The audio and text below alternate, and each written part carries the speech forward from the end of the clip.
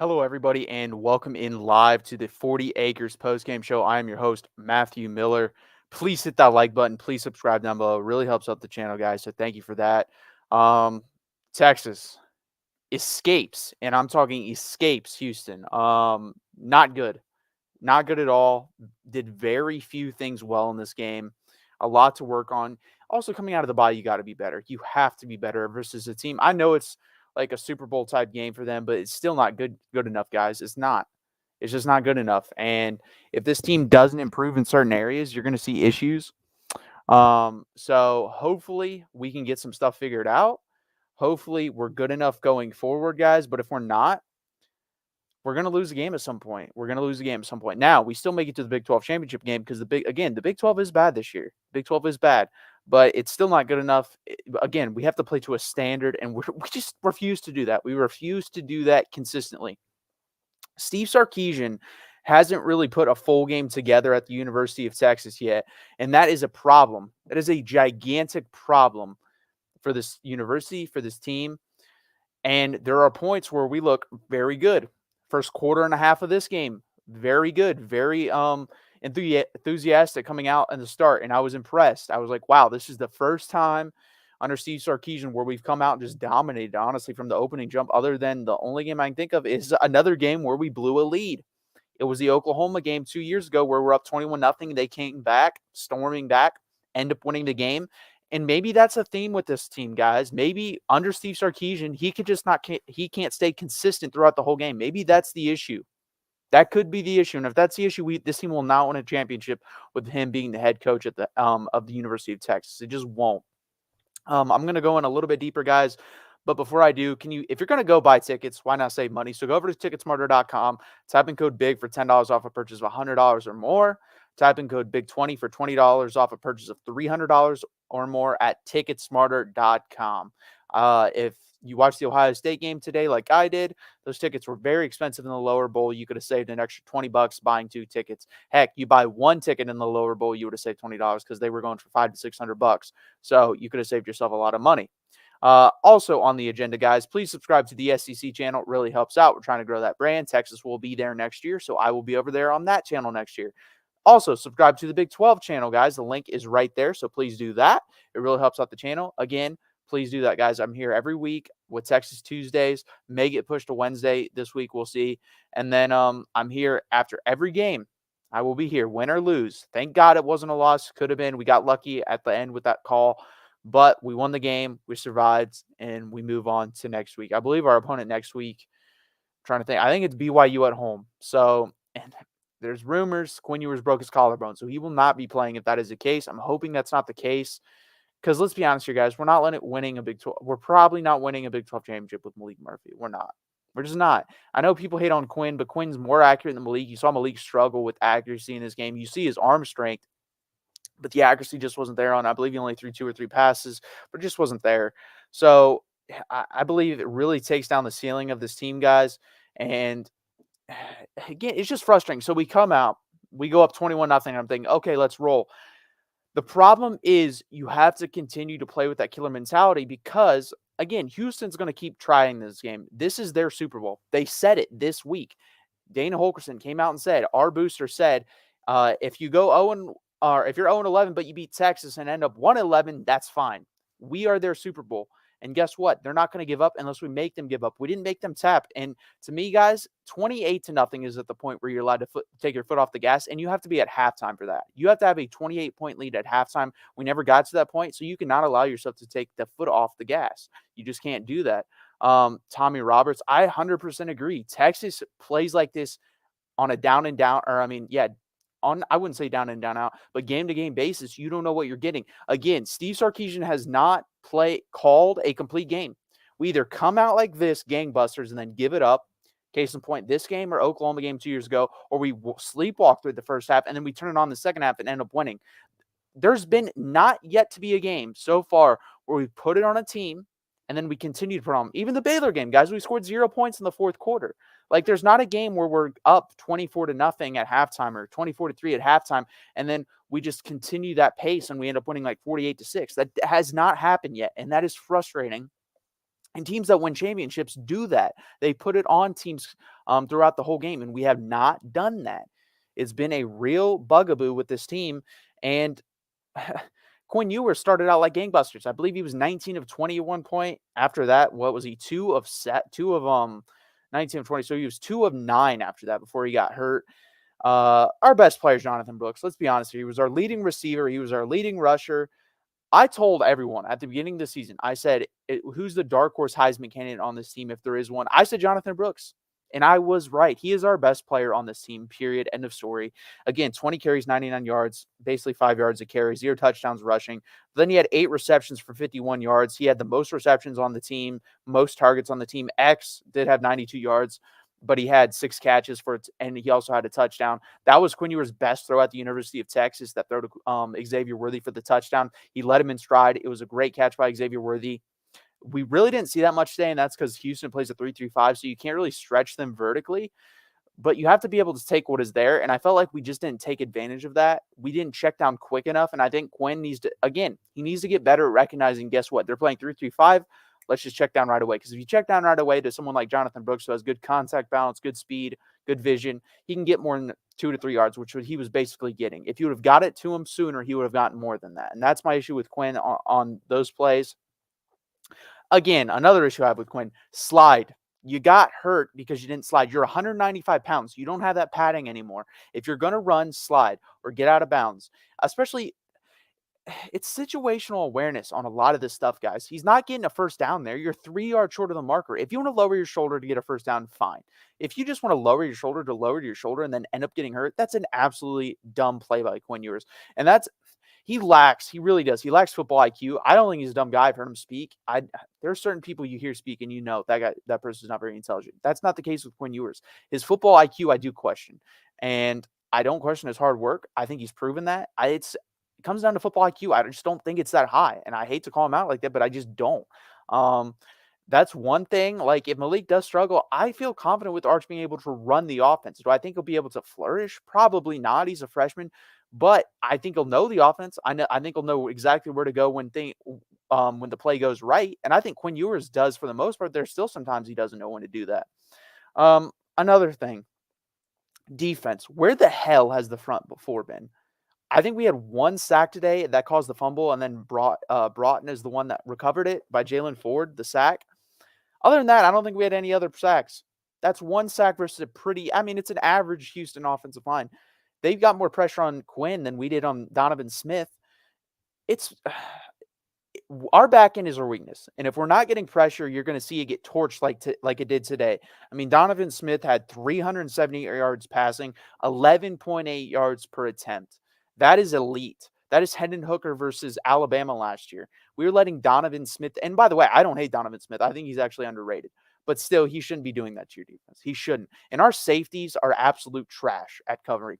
They're bad. They're bad back there. They are not good in coverage at all. They struggle in coverage. And you cannot have Keaton Crawford and Michael Taff on the field at the same time. You cannot have that at all. Both those guys are terrible. They're the worst 2 cover safeties we have, and you have them out there at the same time. If you want to put them down, put them in there on like 3rd and 3, and then it's a run and ends up being a run, which that is a run scenario most of the time, or 2nd and 3. I'm cool with that because they're both pretty good against the run. They are terrible versus pass. They're terrible versus the pass. You cannot allow that. If you're going to mix and match safeties, you cannot allow Keaton Crawford and Michael Taft to be on the field at the same time. Put Jaron Thompson out there with one of them. Put Derek Williams, who I prefer the most out of everyone, out there with one of them. We miss Ryan Watts. He was our best tackler in the secondary, and he was also probably our best cover guy. Terrence Brooks struggled a lot today. I think he's getting more hate than he should. A lot of that has to do with how this game was called. We played way too much zone because Houston struggled when we played man. The only thing that they were able to get was crossing routes. And let's be honest, guys, that doesn't work in the red zone. So at least if they want to run that for 10 plays down the field and then get in the red zone and stall out with that, I would have been cool with that. But they were torching us when we went to zone. They were getting 15, 20 yards every time when we went to zone. Zone coverage is not what this team needs to do. I want to see more blitzes. Which we did do in the second half, especially in the fourth quarter, and it worked because you rushed Donovan Smith, and he's definitely a guy that has to get in rhythm to really scare you. And I want to see more man coverage. I want to see more press man coverage. When we do that, you have to know your personnel. And I just think that's a lack of scouting your own team by Steve Sarkisian and his staff. And I think we've seen that here, guys. They make some pretty good adjustments and game adjustments, but week to week basis, I don't like most of the adjustments they make, if they even make any. Honestly, it's just infuriating. This Houston team is not good. They're probably going to be a 5-7, 6-6 team, and you're up 21-0. This game shouldn't have been a game. It shouldn't have. You know what? If this was a struggle from a start, then I'm like, okay, I wouldn't have been as hard on this team. But it was 21-0. If you put your foot on the gas, you can easily end this game early. Another thing, the fourth down call, I don't mind going for it, but that fourth down call is terrible. Keep the offense out on the field. Savion Red at the wildcat position, or the wild red cat position, red wildcat, whatever you want to call it. Keep him out there. He's 100% with it. It has not been stopped this whole year. It's ridiculous that we have to keep it's like Steve Sarkisian outthinks himself way too often. And I don't know if it's he gets bored or it's arrogance. It's one of the two. I can't figure it out. I don't know which one. Because with Tom Herman, it would definitely be arrogance. That's the thing. Tom Herman was very arrogant about everything, especially when he talked about things. I can't tell because Steve Sarkisian in his press conference isn't arrogant. It could be arrogance, and if it is, he needs to nip it in the bud. He shouldn't be arrogant. First off, he's never won 10 games as a head coach, and he's not a good enough head coach to be arrogant. Because guess what, dude? If you don't win here, you will never get a head coaching job anywhere else again. So just don't be arrogant if that's the case. And if he just has bad situational awareness and he's stupid with some of the stuff he does, then have someone else run your third and fourth down plays. That does happen somewhere where you have a specific guy to scout and do third and fourth down stuff. And if you can do that, I'd be fine with that. But it's just some of the stuff, the fake kick, not going Savion Red often enough on third and fourth down, in my opinion, not running enough. Jonathan Brooks should have had 30 carries today. They couldn't stop him. He should have touched the ball 40 to 45 times if we needed to. Or if you want to put Baxter in there, but we needed to run more. And then what made this the worst, guys? We have fat boy Tim Brando calling the game, and I hate that, man, just like most Texas fans do. And that man is annoying. You can tell he hates Texas. He was wearing Houston colors in the booth. I hate that man. I hate him to death.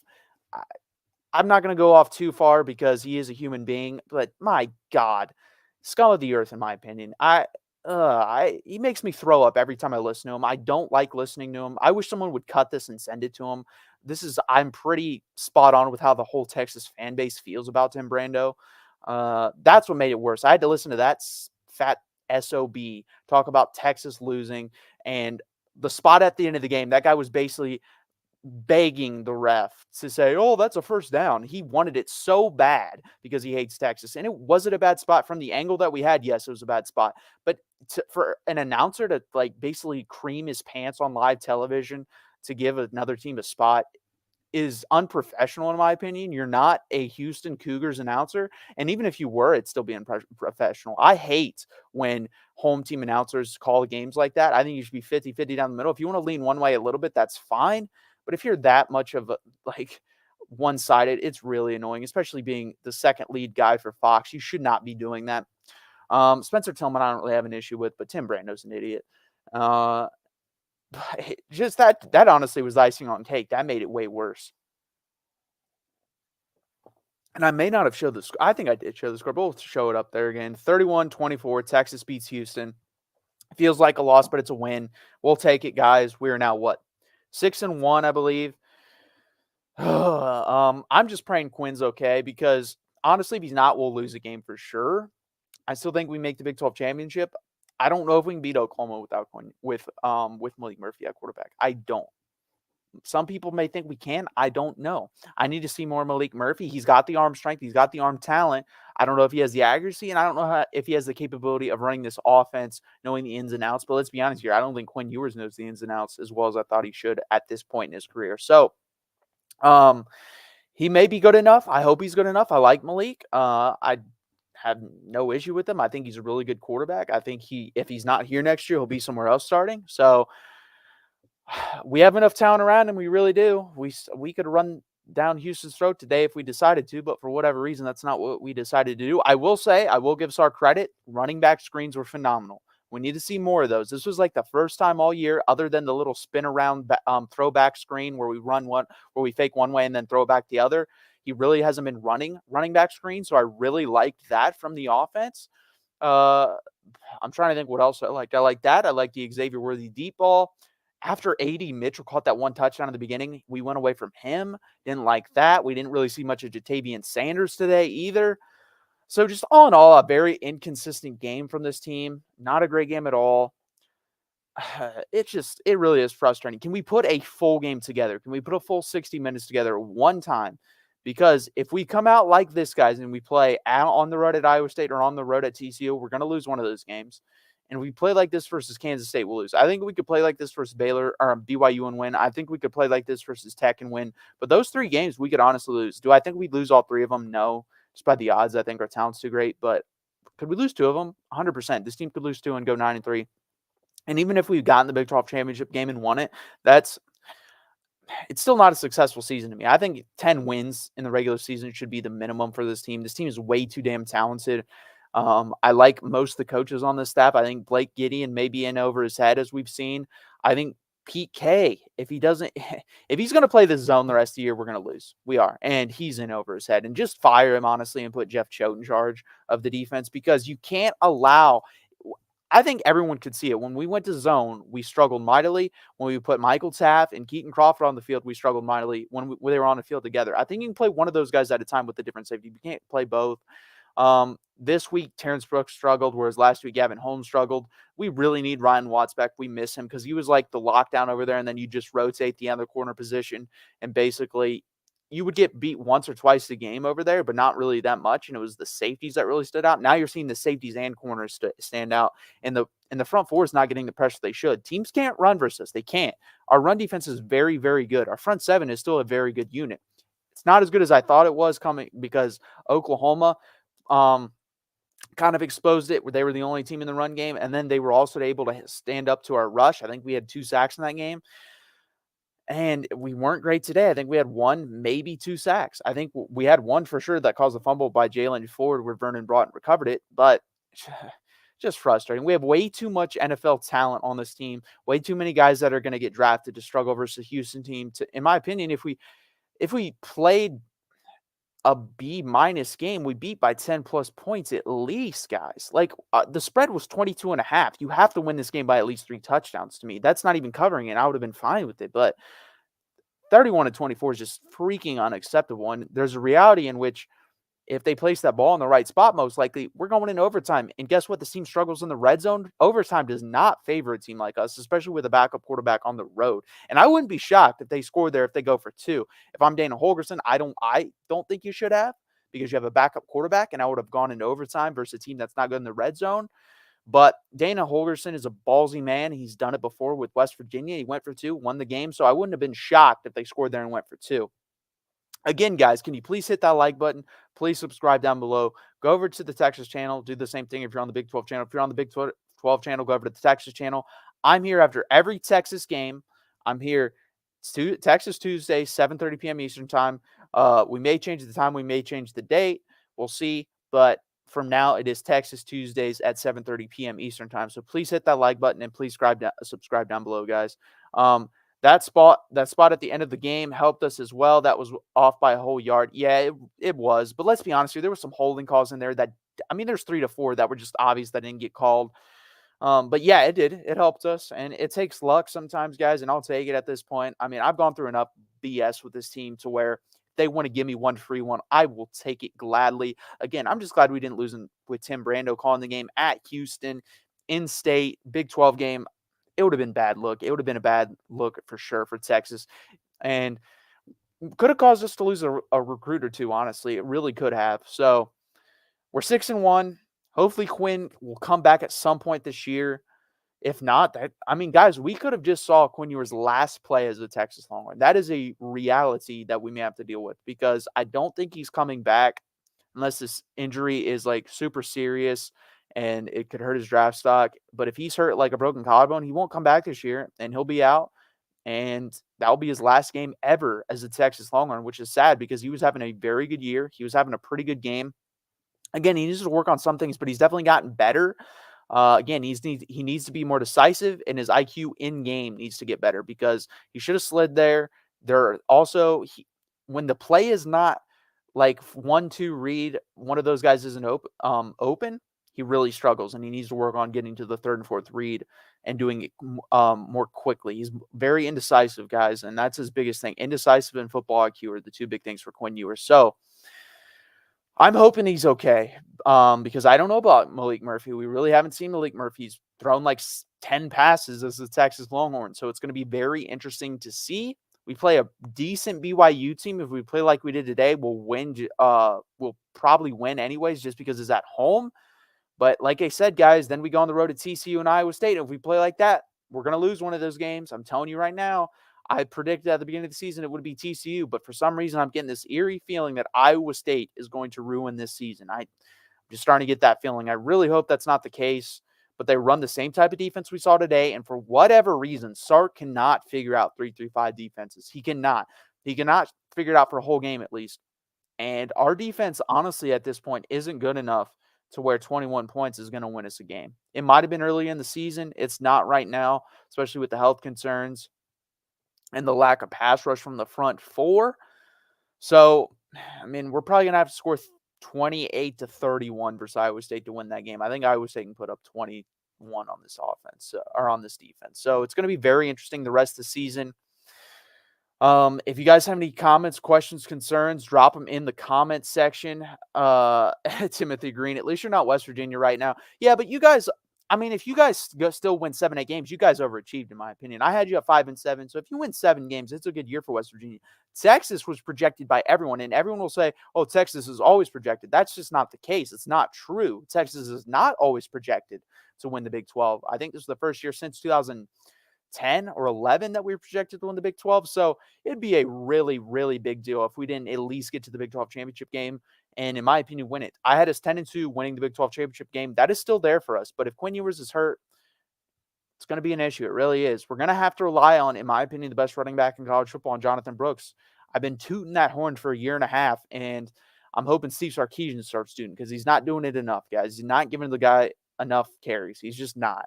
I did like, again, like I said, again, the wide receiver or the running back screens I liked a lot. I think that needs to be a staple in the playbook. Hey, I like that we didn't throw a screen or a run to start out the game. I really like that. Now take a shot off of it. And I think, listen, with a 3-3-5 defense, it's just not going to be there consistently to go over the top. I don't care. Show it 3 to 4 times. Show it once a quarter. Show it once a quarter that I'm willing to take a shot. And if you're able to do that, especially the guy now that we have back there has just a big, if not bigger of an arm in Malik Murphy, if he's going to be the quarterback, I want shots consistently taken. I don't know if they'll work. We'll see if they work, but it will soften up the defense for you to be able to get your best player in Jonathan Brooks the football, even if they don't work. On the defensive side of the ball, I want to see more man, and I want to see Michael Taft and Keaton Crawford off the field.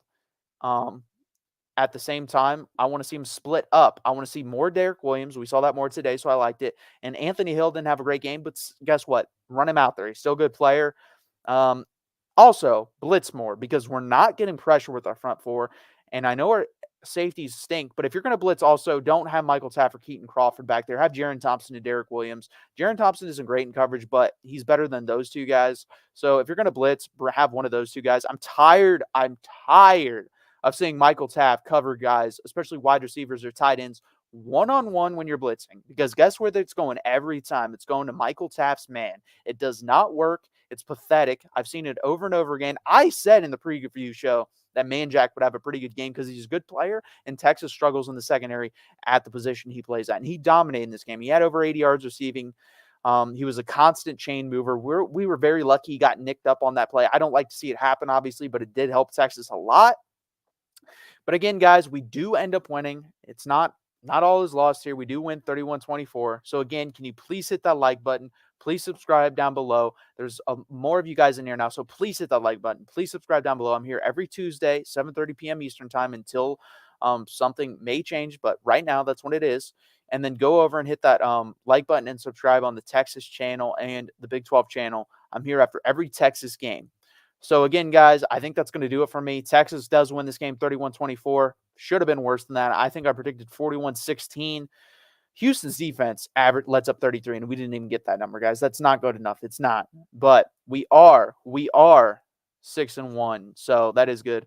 Arch Manning will be a big disappointment. I mean, that's kind of you don't know that.